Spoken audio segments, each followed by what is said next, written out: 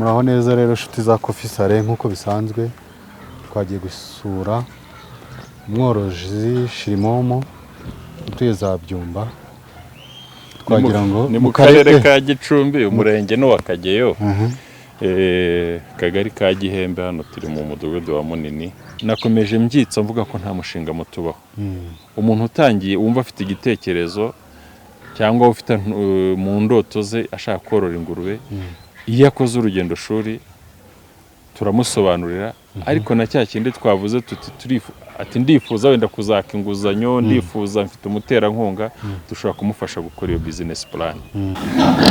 Iki kiraro cyose ni ingurube iyo tuzigicuka ducukiriza iminsi 45 iyo zigicuka dufitano zijya abanziriza aha noneho navuga ni nka kure na sari iyo tugizivana kuri nyine nuko ahangaha iyo zihageze ziba zimaze kugimbuka zizi kwitunga neza ndetse naho bitangira gukora selection tukavuga tuti izi turazijyana uzajya kororwa zigiye kubyibushya zizajya kuribwa aha rero izi hari zimaze kugimbuka. Iyi nayo ni ingurube yo mu bwoko bwa Pietre ni ingurube yo mu bwoko bwa Pietre nibwo ibyaye bwa mbere urabona ko n'amabere yaracyari matoya ntirayobora neza ariko uko utwana tugenda tuyonka igenda igira ni ingurube ya Pietre twateye intanga za Pietre ubu nizo zavutse ni Pietre 100%. Rero nkuko bibona ziragenda zikegeranya na zigashaka ubushyuhe ariko initabwaho ku buryo veterineri abagomba kumenya ko utwana twose twonse kamenya kuko yayoboye yacutse yose tuhita tuyiherena wibuke ko na nyina twasanze ko ifite iherena nyine ifite amakuru yayo ifite igisekuru cyayo ariko bituma naka kana twahaye iri herena tubasha kumenya nyina ise bityo n'igihe nako kazaba gakuze dushaka kukabangurira bidufashe mu rwego rwo kwirinda amacugane kandi urumva nta nubwo ibigaherutse ngo abantu rwose aha rero ni ukugenda yishima hariya yishima hariya bya bindi twavugaga iyo umuntu ayogeje ibi byose bihita bivaho igaterwa umuti nta kindi kibazo ishobora kugira.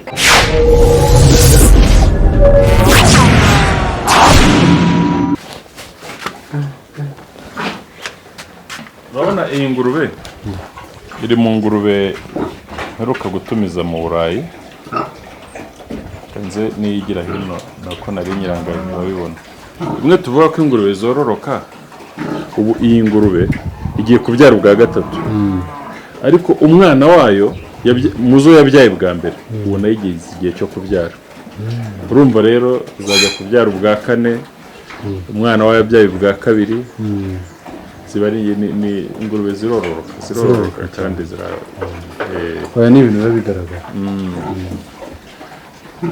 Iyi ngiyi uko mubibona ni twahuje Landras na Pietre ariko tugiye kuyitera intanga za Diroke urabona ko iyi ubwayo ni Landras ihuje na Pietre nicyo twita cross ya Pietre kuri Landras ariko tugiye kuyitera intanga tuyitera intanga za Diroke urabona ko umusaruro n'ukuntu zikuze nibwo zigiye kuza ariko Diroke ni iriya twaherewe iyi noneho iyo ni Pietre iyi ni Pietre twayiteye intanga za ibi byana byayo bimaze igihe kingana zigiye kuza ibyumweru 2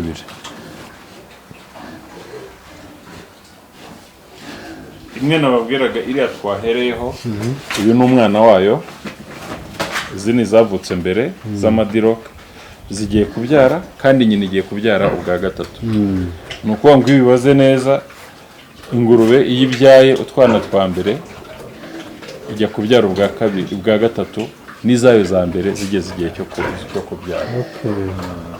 Landras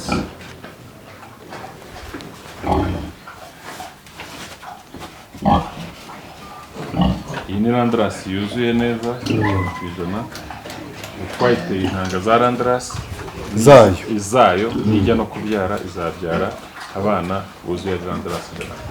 Iyi nayo ni Diroke ibyaye bwa mbere urayibona ibi biri kunsaba mba narayimenyereje ko iyo nzi hari akantu kera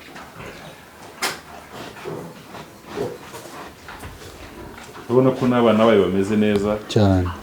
ni diroke twayiteye abana diroke 100%, nta kibazo rwose. ubu ko budasasa ubu ngubu diroke niko igira, ntabwo mbese ibara ryo ntabwo hari ziza ziri fonse, hari ziza zererutse, ariko ikiriho nuko ari se ari nyina zose ni diroke 100%. ingurube ziraryana, urabona ko umuntu aba yaramenyeranye nayo, iyo nje iramenya nta kibazo. Bityo rero hari umuntu uza hano akigera nakidusura akumva ari kuvuga ati ese buri ingurube ntiryana. Oya, ingurube ni inyamaswa imenyera umuntu cyane. aho uzumva ngo barazoza mu gihe cyo kuzoza, muzoza nka kangahe mu cyumweru? Ubundi byiza umuntu ayigiriye isuku yayoza nka 2 mu cyumweru, kuko yo ubwayo iba yigiriye isuku. Urabona ifite aho iryama, ifite aho ita imyanda yayo, ntabwo iba yiyanduje.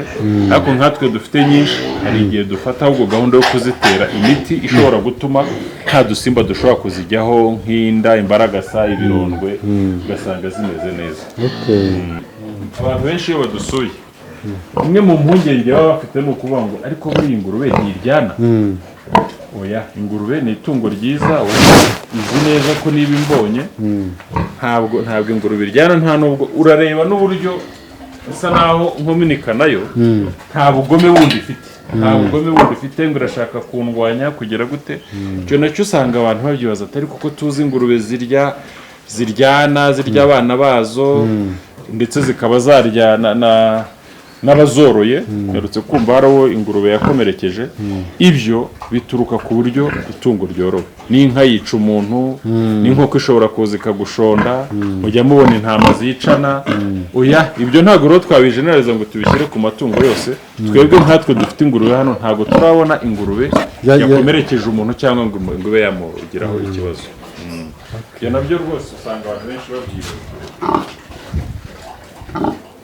Akantu urabona ko ntabwo ushobora kuvuga ngo irakugirira nabi. Aya maherena yazo rero niyo aziranga. Ubu uyirebye guhera kuri iri herena ubona ushobora kumenya se, ushobora kumenya nyina aho yakomotse, amakuru yose humura. Ingurube ntabwo ryana. Aya maherena rero ayifitiye akamaro cyane. Iherena iryambara igicuka. Nk'ubu urabona izi ngizi, urabona ko yavuye muri Belgique. Haba hariho igihugu, hariho iherena, inimero yayo, ku buryo ubu ngubu aya makuru yose uyabonye n'izizayikomokaho, iri herena rizakugirira akamaro. Kuvuga ngo rero icyo twaganiragaho mu kanya mbabwira nti ingurube ntigira amahane, ingurube ntabwo yenderanya, ingurube ntabwo iryana. Ahubwo ibyo byose naho uzagera ugasanga ingurube ifite amahane, ingurube iryana, ingurube ifite imico idasanzwe, bizaturuka ku buryo yorowe. Si byo se? Iyo yoroye nabi, urabona konza zikamenya ko mpageze, umushumba wayogeje, wayikoreye isuku, ibyo byose bituma nayo ibona ko ikeneye umuntu muri kamere yayo. Aho uzagera rero ugasanga zirarwana, biterwa n'ibyo zirya, biterwa n'uko zifashe. Ntabwo ingurube igira amahane. Si byo? Nzi ko abantu benshi badusura nicyo kintu usanga bavuga ati ariko buriya ntiziryana, ntizarya abantu. Oya, kuko buriya izi neza ko nyihaye akantu ako ari ko kose iba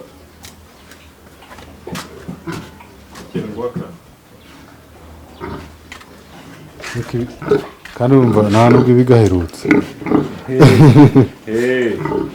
kuvuga ngo abantu rwose aha rero ni ukugenda yishima hariya, yagenda ikishima hariya.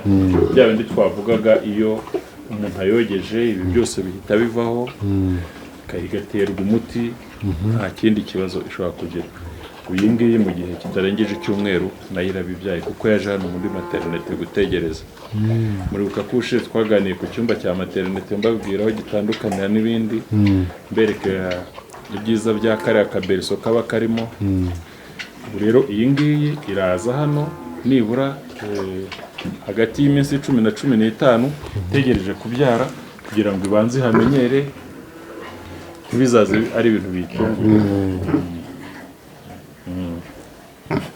Rero ni ingurube yo mu bwoko bwa dirope nyine urayizi.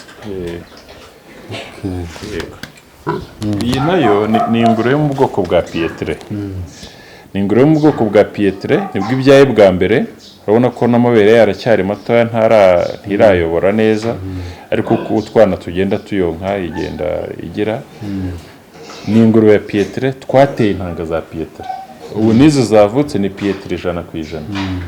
Rero nk'uko ubibona ziragenda zikegera nyina zigashaka ubushyuhe, ariko initabwaho ku buryo veterineri aba agomba kumenya ko utwana twose twonse, kamenya kuko yayoboye, kuko hari igihe nayo ni kimwe n'umuntu ni ikinyabuzima, hari igihe ishobora kubyara ukabona ibuze uko yonsa abana bayo. Ubwo bigenda bite icyo gihe?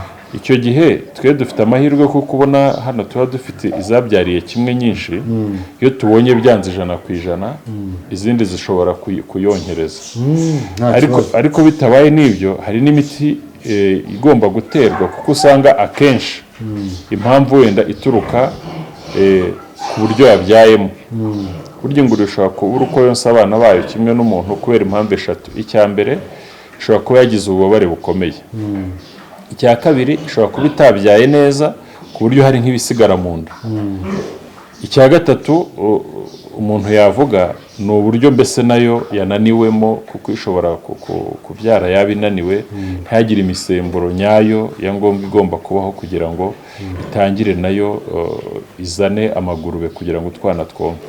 Icyo gihe veterineri yabibonye ashobora kuyiha umuti ushobora gutuma bya bindi bisohoka byo mu nda byaba byasigayemo, kuko iyo mu nda hasigayemo ubusa buri ubwonko bwayo nabwo buvubura umusemburo wa prolactine kugira ngo nayo itangire igire amagurube hanze utwana twonka. Ariko iyo nta kibazo iraza kugira, kuko kuva tumaze iki gihe turi konka turi bwonke neza, turi bukure ikigaragara, dufite n'ubuzima bwiza, nta kibazo dufite. Twavutse ejo. Mu kutuba hafi bakavuga baradukurikirana cyane, niyo mpamvu hariya muri Bersona harimo ririya barizo, bakamanura n'iriya mporo uri kureba imanutse hariya, ndetse n'ibibe nabaye ngombwa ubukonje bwiyongereye dukoresha imbabura. Nk'iriya mbabura uri kuyibona.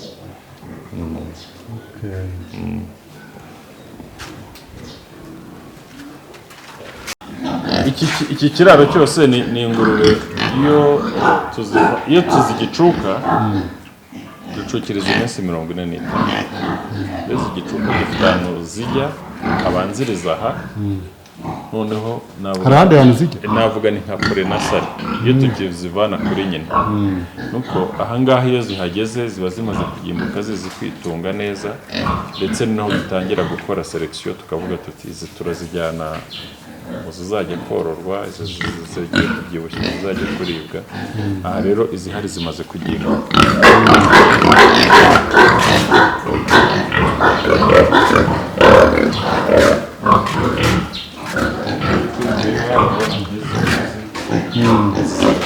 Amezi abiri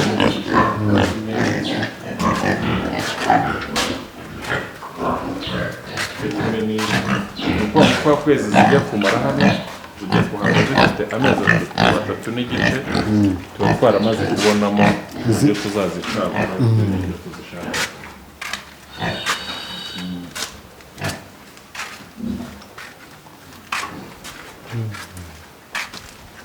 Iyacutse yose igomba kugira iherena kugira ngo umenye ayo barize. Iyacutse yose tuhita tuyiha iherena. Wibuke ko na nyina twasanze ko ifite iherena, nyina ifite amakuru yayo, ifite igisekuru cyayo, ariko bituma n'aka kana twahaye iri herena tubasha kumenya nyina ise, bityo n'igihe nako kazaba gakuze dushaka kukabangurira bidufashe mu rwego rwo kwirinda amacugane. N'ingurube nazo zigira amacugane cyane rwose. Ubona ko ziba zifite amatsiko cyane. Urumva rero se zagira amacugane gute kandi muzitera intanga? None se uramutse uyiteye intanga ya se urumva utaba ukoze amakosa akomeye. Ibi rero uko ubona gutya turimo tuzikinisha tugira ni nabyo izakurana muri kamere yayo imwe. Ndacyavuga kuri cya kintu cy'abantu bakomeza kuvuga ngo ingurube ngo igira amahane, ngo ingurube iraryana, ngo oya. Niba yarakuze gutya izi neza ko umuntu ahura nayo akominika nayo, nta gihe na kimwe yazagira ubwo bugome. Muraho neza rero inshuti za Coffee Sale, nk'uko bisanzwe twagiye gusura umworozi Shirimomo utuye za Byumba. Twagira ngo ni mu karere ka Gicumbi, umurenge no wakageyo, kagari ka Gihembe. Hano turi mu mudugudu wa Munini. Hariya ubona hariya ni mu mudugudu wa Nyaruvumu. Rero nk'uko bisanzwe abasanzwe badukurikira hari ibibazo byinshi bagiye bibaza ku byerekeye ubworozi bw'ingurube, ukuntu buteza abantu imbere, ushaka kubukora cyangwa butangiye. Rero nk'uko bisanzwe dusabe dukorana ibiganiro, uyu muvandimwe Shirimomo yabitangiye kera maze n'igihe. Niyo mpamvu twagira ngo tuganire nawe, atuganire byimbitse uko umuntu yatangira uyu mushinga w'ubworozi bw'ingurube, uburyo bwamuteza imbere, bwageraho mukura bikagera naho bimugeza. Hari abibajije rero ngo yaza basobanurira buri detayi, buri kantu, ukuntu umuntu atangira umushinga business y'ubworozi bw'ingurube, yatangirana ingurube zingahe kugira ngo abe ari business ashaka kugira ngo atangire, cyangwa se zigura gute, yatangirana n'izikiri ntoya uko zaba zigura, cyangwa se uko ibi bigo by'ingurube bigura, aragira amenye ibiciro ko mubiguraho, ko ingurube ntoya muzigurisha, uko ingurube nini muzigurisha. Yatangira gute business y'ubworozi bw'ingurube kugira ngo kuko ngo aragira ngo abisobanukirwe byimbitse. Wamumaririze mu ngenge. Murakoze. Icyo ni ikibazo cyiza cyane nanjye nibazaga mbere yuko njya muri korora. Buri wese wenda ikiyongeyeho gusa aho ntandukaniye nawe nuko ashaka ko byose bikemukira kuri telefone cyangwa ku ikoranabuhanga. Ubundi imishinga yose ntisi. Nuko turi kuvuga korora ingurube, ashatse no kubaka inzu ntago yahamagara enjeniyeri ngo harya ngo unshaka inzu y'icyumba kimwe na salon ngo n'amafaranga ngahe. Oya, cy'ingenzi wabashe kumumenya, uragenda mukaganira umushinga. Burya umushinga wanjye n'uwawe biratandukanye bitewe n'igihe ugiye kuwukoramo, aho ugiye kuwukorera, n'ibintu bitandukanye. Ariko icyambere hari iby'ingenzi. Icyambere ni amakuru, kubanza kumenya amakuru, kavuga ati ariko ni hehe nakura amakuru. Iyo umaze kuhabona, natwe twese niko byatugendekeye, ukora urugendo shuri. Wamara gukora urugendo shuri, hari byinshi wunguka, uhuza amakuru wari ufite n'ibyo uri kubona. Iyo icyo kirangiye utangira gukora umushinga. Ntekereza ko nta muntu n'umwe uzaza ngo nuko wamubwiye ngo korora ingurube ni byiza, ngo biteye imbere, ahita atanga amafaranga, ahita yubaka. Icyo gihe rwose uwo muntu ntabwo namubwira ko uwo mushinga we waramba. Inama nziza namugira nuko nk'uko yabonye amakuru ashobora gutera intambwe, yaza gusura hano Vision Agri Business Farm, yasura undi mworozi, akabanza akareba ibyo bintu koko bikora biti. Icyo gihe rero azabonamo igisubizo. Niho azatangira kubona ko atangira gukora imbata y'umushinga bitewe n'ubushobozi afite. Nk'ubwo arimo arabaza ngo azahera kuri zingahe. Ntabwo ari igisubizo wahita uha umuntu nawe ataramenya uwo mushinga. Hari n'igihe azaza agasanga atari buhere ku bibwana cyangwa abana b'ingurube, kubera ko naza tukamusobanura tukamubwira tuti ingurube nazo ni ibinyabuzima, nuramuka uhereye ku gatoya hari n'igihe kazagera igihe kakagombye kurinda ngo kime ntibibeho kuko nazo zigira ingumba. Tumubwire tuti wagahereye ku ngurube ihaka, kuko ingurube twebwe ihaka izaba yaravuye muri nyinshi bivukana. Nigeze nkubwira ijambo rya selection ko tugenda tuzitoranya, hari yavutse ikavukana ubumuga, hari ikura ubumuga ikabugaragaza imaze gukura, hari igera igihe cyo kwima kandi ifite iyo byavukanye yikarinda indi ntirinde. Ibyo rero kuko iyo umuntu agiye gukora umushinga w'ubworozi ntago aba agiye mu bushakashatsi. Njye mugira inama ko yaza agateguza ahubwo bakamushakira ingurube ihaka yimye nibura icyo gihe bimuhaye ikimenyetso kigaragaza ko ishobora kubyara kandi koko nawe nicyo agamije. Kuri icyo kijyanye rero na detaye, nzubaka ikiraro kingana gute, nzubaka hehe, ahameze gute, bizantwara iki, ndagira nkubwire ko nabyo byose tutamubonera igisubizo, kuko natwe iyo tugeze aho ngaho dutangira kwitabaza ababyize. Ubu biraro byanjye ubona hano ntago nagiye ngo nicare ngo bigende gute, byabaye ngombwa ko ngisha inama.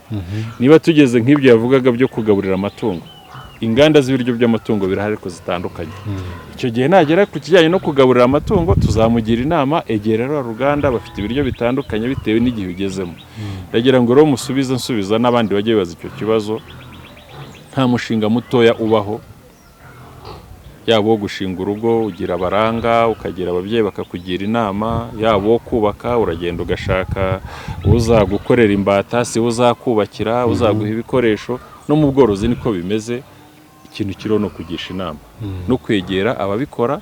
Wahagera erega ushobora no kuza wajya no gukora ntukore nk'ibi nakoze, ugakora ibyisumbuyeho.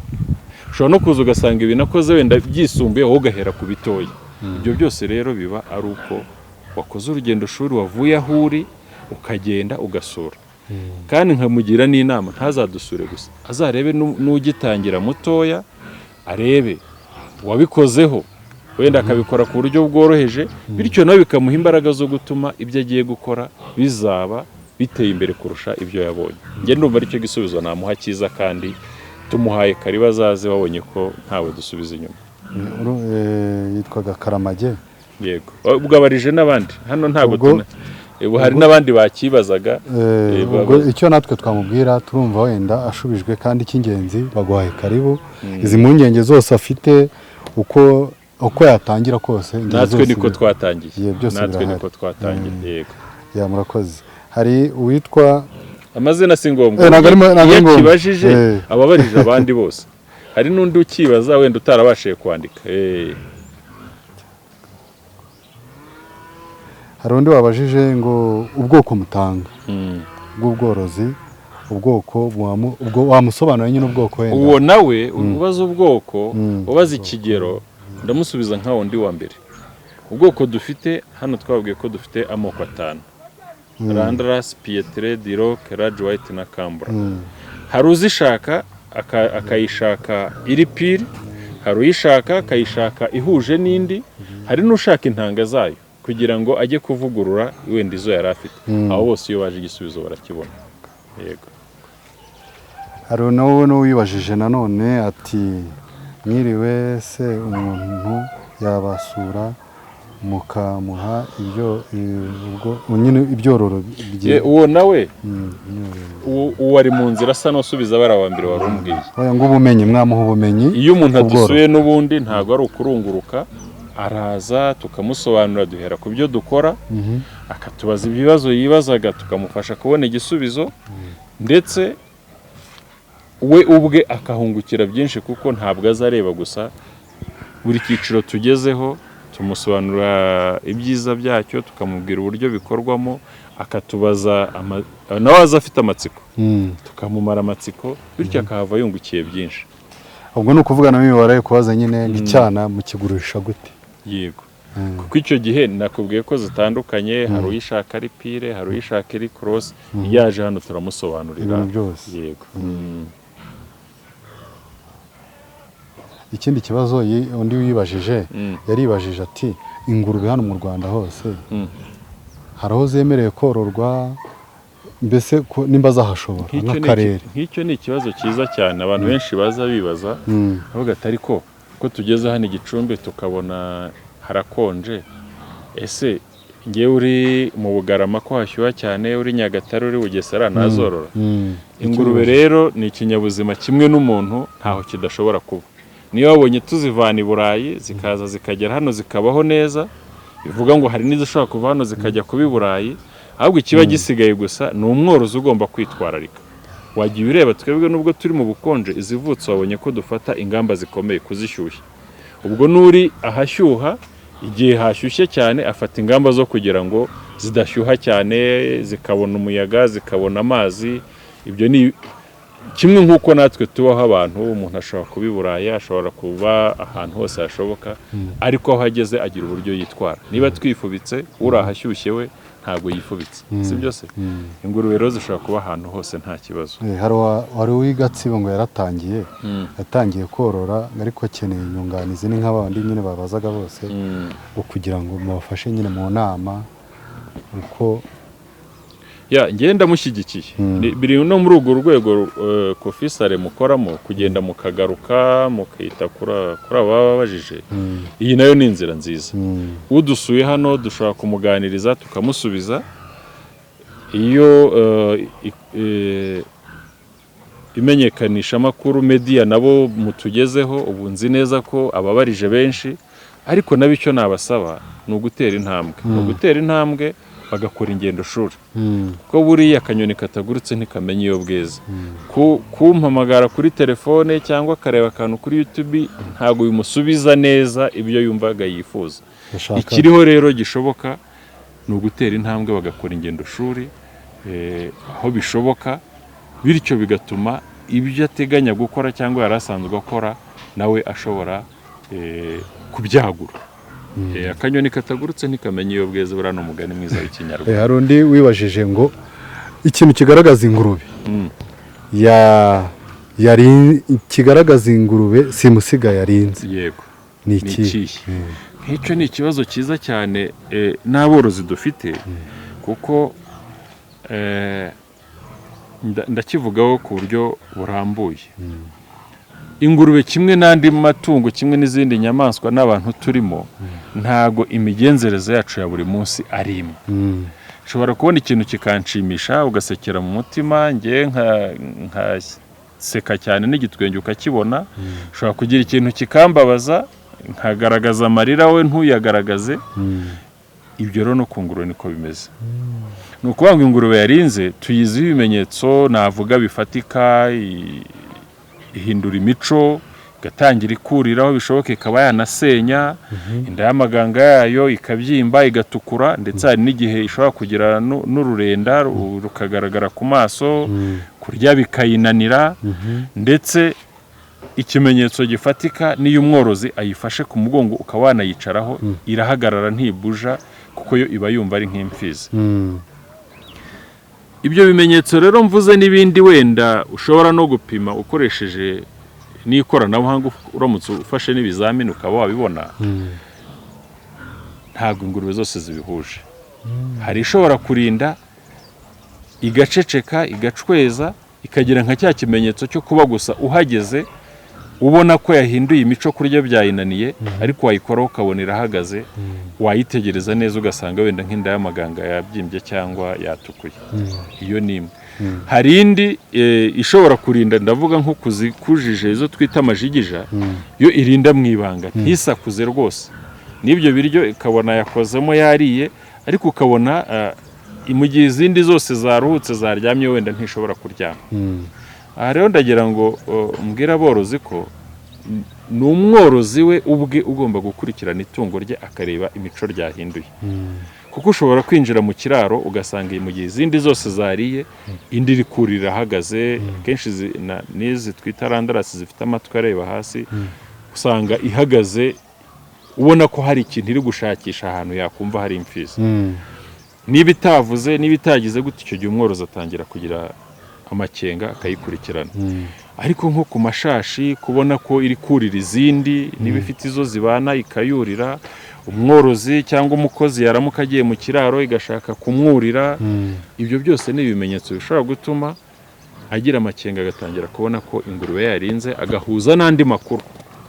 Icyo ni kimwe. Guhuza amakuru nshaka kuvuga niba icukije, ureba igihe gishize icukije. Ese niba yarigeze kugira icyo kimenyetso, ukaba wari iminsi n'ibiri hagati ya 18 na 21, ukaba utari kuzi ko igihe gishobora kuba cyongeye kuba. Ibyo bintu rero ni byiza, kuko akenshi akandi ngiye kuvuga kiyongeraho nako ingurube ihuje n'umuntu.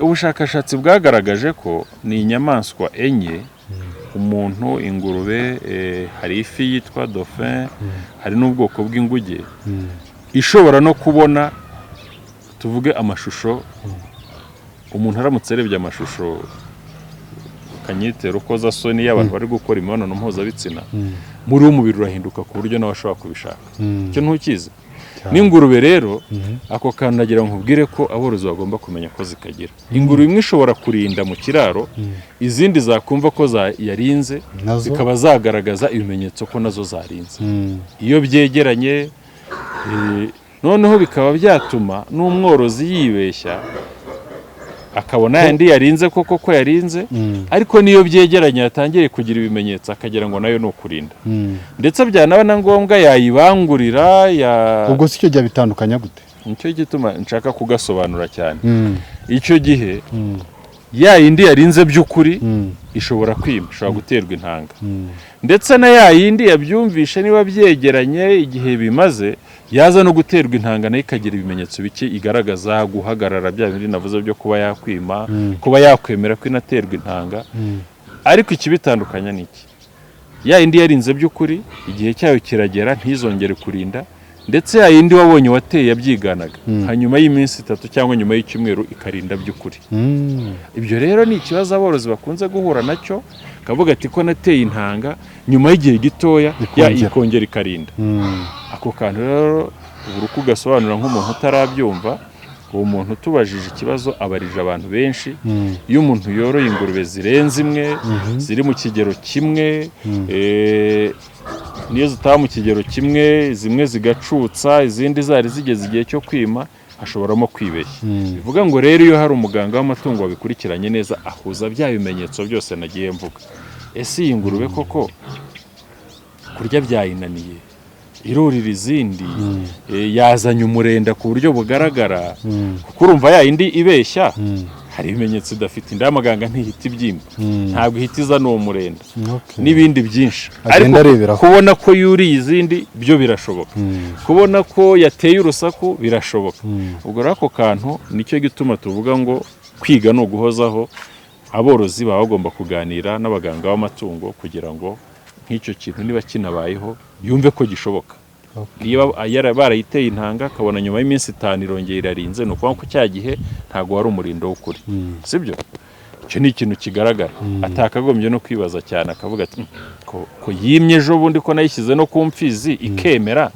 ko nyuma y'iminsi 5 yongeye ikarinda kandi ari byo by'ukuri icyo ni ikibazo cyiza rero cyumvikana ariko inama nziza natangaho ni ukwegera abaganga b'amatungo akamubaza cyane cyane abo dufite bahuguriwe gutera intanga iyo ahageze nawe hari mu buhanga n'ubushishozi yize arebamo koko agahuza ibyo bimenyetso ikindi wenda nabaza uruhare nk'abadukurikira bari bababajije kuri ibyo ngibyo bari bariya ikindi ngiye nabaza nanjye nababariza cyangwa nanjye wenda nakwibaza iyo umworozi watangiye gukora uno mushinga w'ubworozi bw'ingurube iyo yagize ikibazo nk'ingurube nk'uko ikarinda aha mu gihugu ni mwebwe mutanga intanga gusa cyangwa hari n'abandi bantu mufata oya dufite santere zigera kuri 7 umworozi asaba akurikije icyororo ashaka nakubwiye ko hano dufite ingurube z'ibyororo 5 noneho birarenga oya ntabwo birenga n'ibyo dufite kuko nitwe dufite wenda ibyo byororo 5 ariko hari santere ashobora kujyamo niyo yaba yegereye tuvuge dufite imwe iri Bugesera dufite iri Rwamagana dufite iri Rubavu tukagira iri Rusizi n'iri Muhanga ashobora kuba hegereye ariko yajya kuri agasanga ubwoko ashaka ntabwo ufite cyangwa ashaka ntabwo bafite icyo gihe ahita ahamagara hano kuri Vision Agribusiness tukayimuha aho yaba ari hose kuko intanga zibageraho par drone ubwo iyo ashatse igihe cyose ihita imugeraho aravuga ati ndashaka intanga yo mu bwoko bwa Diroc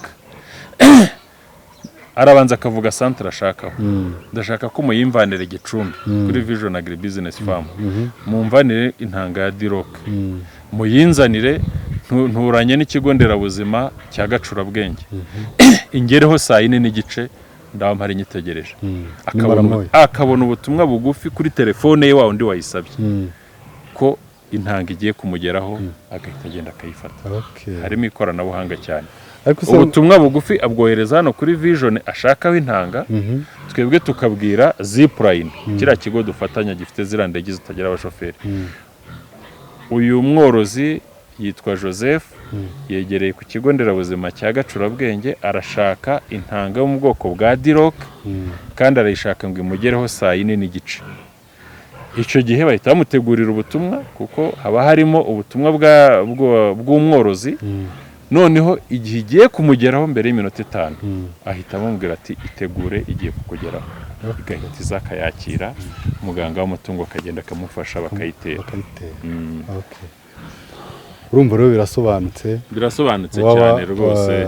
Ufite wenda ikindi kibazo urumva bamuhaye karibu, wenda ni kenshi twagiye dutanga nomero zawe wagiye uzitanga. Hari n'ikibazo bigeze no kuvuga kijyanye n'ibiryo. Abantu barakibaza cyane, bahora batubaza bati ko ibiryo bihenze. Ibiryo birahenze kuko amatungo yacu ingurube cyane cyane reka izo twibanzeho ibyo zikenera ni nabyo abantu barya. Dukenera soya, dukenera ibigori, kandi ibyo ngibyo koko nibyo bigize amafunguro y'abantu. Ikiriho cyo byarazamutse, mwarabibona ko umusaruro ni muke ku byo dukeneye. Byatumye rero n'ibiryo by'amatungo bizamuka, ariko ibyo nk'uko natwe abantu dukora uko dushoboye kugira ngo tubone indyo yuzuye, n'aborozi nyine mu kwitwararika tukajyana n'ibyo biciro bizamuka, ariko inzego zibishinzwe zidufasha kugira ngo n'ibikomoka ku matungo tworoye igiciro kizamuke. Kuko kiramutse kizamutse natwe twaguze ibiryo bizamutse n'ubundi bigenda byekiriburana bigashoboka. Icyo ni kimwe gishoboka. Ikindi ni uko duhora dusaba ko na leta nk'uko igira ubwunganizi ku bigenda ku buhinzi n'ubworozi, amafumbire n'ibindi n'imiti, nabyo bazabitekereza byajyaho nkunganire bigatuma tworora nyinshi kugira ngo tubone koko umusaruro, inyama ziduhagije tukohereza no hanze. Wenda ikindi kintu ku kiganiro twakoze wakongera ugatanga za nomero zawe kugira ngo nta kibazo. Twebwe nimero zanjye ni 0788590416, ariko tugira n'iz'umukozi ushinzwe ibikorwa ku buryo buhoraho Ndayambaje Alex ni 0798986621. Iyo nimero ntanze ya Alex 0788986621 niyo uyihamagaye ushaka intanga aho waba uri hose mu gihugu zihita zikugeraho. Izo nizo dukoresha, ko dufite n'izindi za hano mu kazi ku buryo wadusuye turi timu nini ku buryo veterineri afite nimero, manager afite nimero, ku buryo ariko izo ngizo ziba zihagije. Murakoze rero cyane rero inshuti za Kofisare. Urumva ubworozi bw'ingurube bwateye imbere, kandi ibibazo bose bari bafite, abantu bari bafite, urumva impungenge zishize. Uwabakenera kandi yabahamagara bafite ikindi kibazo, cyangwa nawe akabasura, urumva ko batanze karibu. Ariko akandi kantu tutari twasoza, ukenera kuza kwiga kugira ngo atangire wenda business y'ubworozi mu makaribu. Bigeze unakivugaho dusubiza wa muntu wa mbere wabajije. Nge mbona ko bifite akamaro cyane, kuko nakomeje mbyitsa mvuga ko nta mushinga mutubaho. Umuntu utangiye wumva afite igitekerezo cyangwa ufite mu ndoto ze ashaka korora ingurube, iyo akoze urugendo shuri turamusobanurira, ariko na cya kindi twavuze ati ndifuza wenda kuzaka inguzanyo, ndifuza mfite umuterankunga, dushobora kumufasha gukora iyo business plan ku buryo yaba kuyereka banke, kuyereka umuterankunga byamufasha. Icyo ni kimwe. Cya kabiri n'amahugurwa. Urumva turayatanga ari ayo gutera intanga, gufata, gutunganya no gutera intanga, ko dukeneye ko abantu benshi babimenya, kugera n'ubwo aborozi ubwabo babyimenyera ku buryo yakwisabira intanga akayitera mu matungo yoroye. Icyo ni ikintu dushyize imbere, turagikora. Ndetse n'abakozi tuzi neza ko aya matungo yacu atandukanye n'aya gakondo twororaga, uyakoramo yakagombye kugira ubumenyi. Hano rero dutanga ubumenyi ku bazakora muri ferme cyangwa mu kiraro cy'ingurube, tugira amahugurwa tugenera nyir'umushinga, kuko wa muntu yego igitekerezo ni cyiza yarakigize, yatangiye no korora, akeneye bwa bumenyi bw'ibanze, kumenya si itungo ryanjye rigaburirwa rite, ibyo wambazaga nzabwirwa n'iki ko ryarinze, nzafata nte utwana ko twavutse, ibyo byose uko akingirwa, uko avurwa, ibyo byose buryo umworozi aba agomba kubimenya, atavuga ngo reba rero kuba watangiye umushinga wawe w'ubworozi nta bumenyi ufite, umukozi wawe ntabwo afite, warangiza ukabona amatungo yawe agushizeho ureba kandi hari ibintu ashobora gukora, ukavuga ati bya bintu wa mugani biba binagoye, biba bigoye, ariko ubumenyi nibwo bw'ibanze. Kandi hano tugerageza gufasha abantu, turanishimira ko hari benshi banyuze hano, bafashe amahugurwa tukaboroza, bakaba bamaze kugira imishinga minini no ku rwego rw'igihugu, natwe twumva bidushimishije hano muri Vision Agribusiness Farm. Mu myaka irenga 15 tumaze tworora, urumva tworoje abantu benshi cyane. Benshi muri abo rero iyo tubona batera imbere, bafite imishinga myiza koko imaze gushimwa ku rwego rw'igihugu, natwe twumva biduhaye ishema, tukumva twakomeza kandi tukaguka, ubworozi bw'ingurube bugatera imbere cyane mu gihugu. Murakoze cyane rero inshuti za Coffee Sale, turabashimiye kubana namwe, kandi ubwo nawe ubutaha nakagaruka. Murakoze cyane. Nanjye ndabashimiye mbikuye ku mutima, kuko nanone kugira ibyiza cyangwa ntawe utwikira ibyiza. Ubu ntekereza ko ibiganiro tugirana hari abo bifasha, hari abo byinspira ku buryo bashobora kubijyamo, hari abashobora kuvugurura ibyo bakoraga, ndetse n'abatangiye bagatangira neza, bumva aho batangiye umushinga wabo ufite icyerekezo. Ibyo gushimira rero, tugashimira mwe mwese, hari abakurikira Coffee Sale ndetse n'abadusura hano muri Vision Agribusiness Farm. Tubahaye ikaze, tubahaye karibu igihe cyose, baduhaye ikaze turabimenya. Murakoze. Yego murakoze cyane.